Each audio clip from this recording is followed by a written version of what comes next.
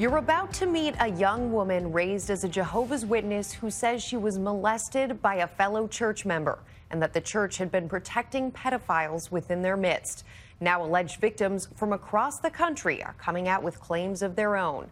With the religion under siege tonight, here's Nightline co-anchor Dan Harris. I can remember feeling like, you know, the inside of me screaming out to the people of the congregation for help. This is the story of Candace Conti, a young woman stepping out of the shadows to take on the all-male leadership of a wealthy, secretive religion. On behalf of the North Fremont congregation of Jehovah's Witnesses, who she says failed to protect her from a predatory pedophile. Just kind of screaming out for somebody to come protect me. What most of us know about the Jehovah's Witnesses is that they may have knocked on our door as part of their global proselytizing campaign, celebrated in church videos like these. Bringing solace to millions in a troubled world. But now Candace Conti is out to prove that there is a dark side, that church leaders, ensconced in their New York City headquarters known as the Watchtower, have fostered a policy of silence on child abusers. do not reveal the confidential talk of another. Some of whom have gone on to repeatedly reoffend. Do you remember your first impression of Jonathan Kendrick? He's just a big person. Found him very scary. When Candace was 9 years old, she says she was abused by a well-liked member of her small congregation in Fremont, California. While door-to-door evangelizing, which Candace would often do without her parents, she says Jonathan Kendrick began taking her to his house and molesting her. I don't really want to go into everything else because I don't want to have nightmares. Right. Understood. She testified that he abused her several times a month for what she says felt like 2 years. When you were a kid, why did you feel like you couldn't come forward? Bringing that up just would demolish the only people that I knew. I think I was scared too. Candace had nowhere else to turn. She says because of her beliefs, she grew up isolated. Do you remember what the church taught you about the world? Everybody outside of the Jehovah's Witnesses are pretty much walking dead.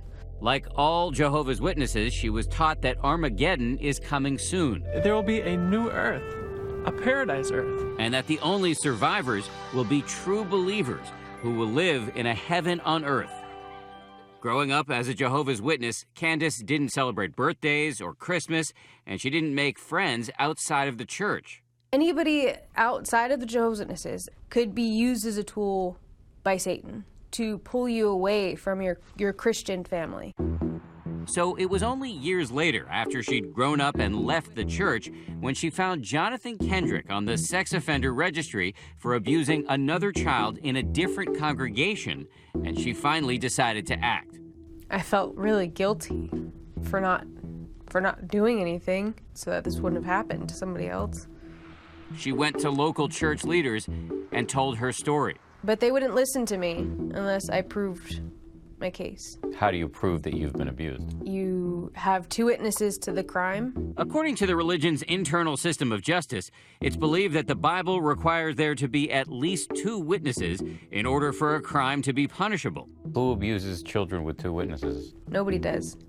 And that was precisely the point. The law is. So she went to the police instead. But with Kendrick denying the abuse, the police never brought charges, although they continue to investigate. Her next move was to sue the Watchtower itself. They need more than one lesson. She hired a lawyer, Rick Simmons, who had spent many years representing the victims of pedophile priests in the Catholic Church. If ever there was a group that needs the sun to shine on them, it's this one. Because when your doorbell rings on Saturday morning and your kid answers the door, you don't want that guy to be a child molester.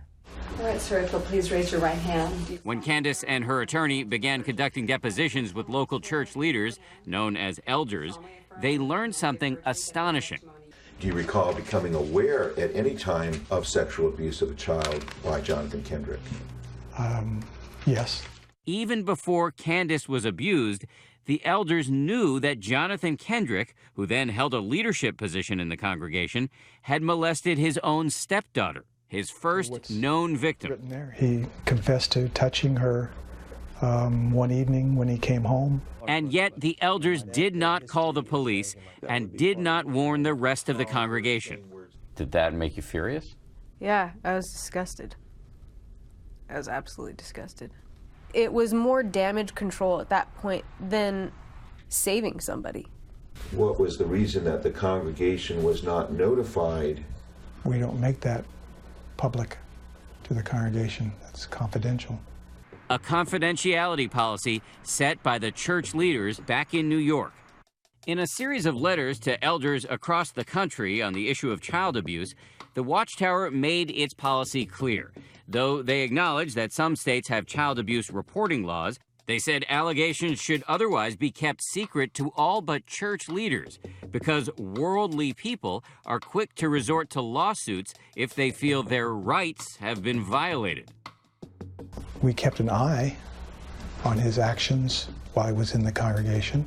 They also removed Kendrick from his leadership position per Watchtower policy on the grounds of uncleanness. The members of the North Fremont Congregation of Jehovah's Witnesses abhor child abuse of any form.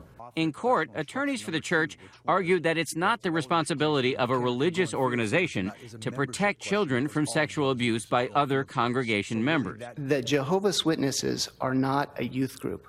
They said the church provides education to parents on the risk of sexual abuse, but they argued that Candace's alleged abuse never took place on church property. And they also questioned whether she was specifically assigned by the elders to go door-to-door preaching, known as field service, with Kendrick. The elders did their job spiritually, and I think that's all we can ask of these men. Thank you.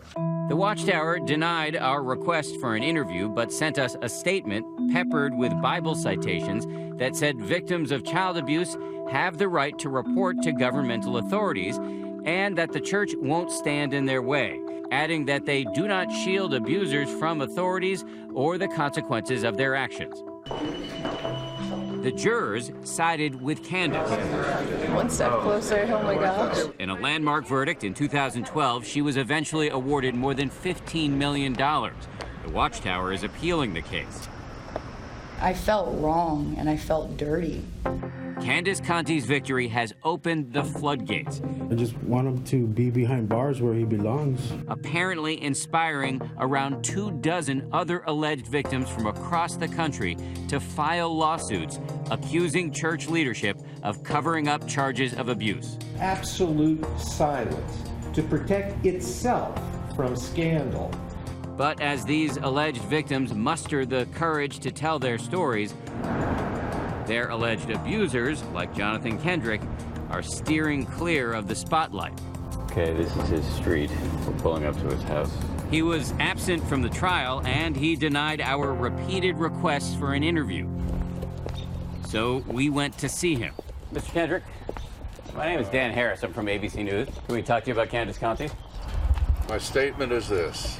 I've never been alone with Candace Conti. I never molested Candace Conti. Do you really think she's just making this up? What do you mean, think? I just told you. You never did any field service with her alone? Never. I've never... Okay, get this right. I've never been alone with Candace Conti. Ever. Never have I been alone with Candace Conti. Kendrick strongly denies it. I'm sure that's the smart thing for him to say. But do you expect honesty from a child molester? Really? When you told church officials about what happened with your stepdaughter, do you think they should have told the rest of the congregation? That's not... Hey, you know what? It wasn't my call. I'm calling the police. Did they tell you to keep it secret? No, of course not. Could you please send the police to... This woman is Kendrick's current wife. Well, there's newspaper people here trying to get a story. You may remember that Candace only decided to step forward after learning that Kendrick had abused another child, a crime that landed him in jail for 7 months. That child, Kendrick's third alleged victim, was his wife's 7-year-old granddaughter. Can we ask you about the case with your granddaughter? No, you can't. Why not? Because it's none of your business. He paid for that crime. ABC News. Candace is now trying to move on with her life. She graduated from college and recently got engaged. But she says she will continue fighting on behalf of all of the victims of child abuse. And it's not just me. I don't hold a monopoly on pain. And if we can change that momentum, instead of being victims, we can have our words speak for change, then this pain might be a little bit worth it. Since Candace's verdict, the church appears to have made some adjustments to its confidentiality policy when it comes to child abuse. But critics, including Candace, say it's not enough. And Jonathan Kendrick, he says he's still a member in good standing of the Jehovah's Witnesses. You know what? For Nightline, this is Dan Harris in San Francisco.